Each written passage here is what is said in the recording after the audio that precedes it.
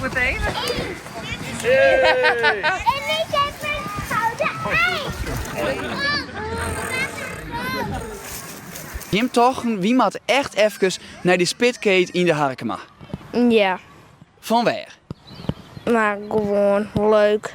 Peerseinsziekje. Nou, in de bosjes en zo. Beemen. Bij de beemziekje. Ja, want de aaien zo'n extra maar in de beemlissen kennen. Nou, nog net zo best. We gaan nog niks van. Nee. Nee. Wie moet nog beter ziekje hielken, hè? Ja. Ja. Hij een bepaalde techniek. Hoe het zien, hè?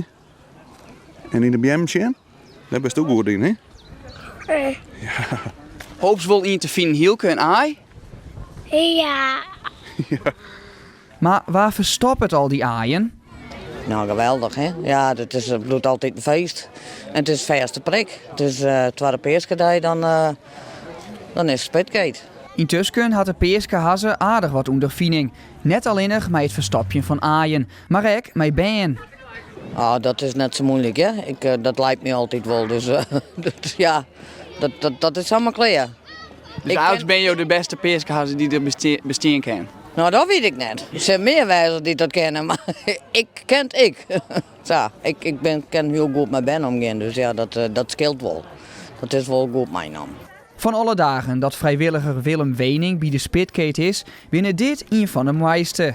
Hoe gezellig het hier is. Ja? En dat de mensen net zitten met haar eigen telefoon. En dat ze echt bjatje matten. En bezig zijn. Nou, dat is, vind ik het mooiste. En sommige mensen die hadden wel wat mee, de grond hadden net wat mee.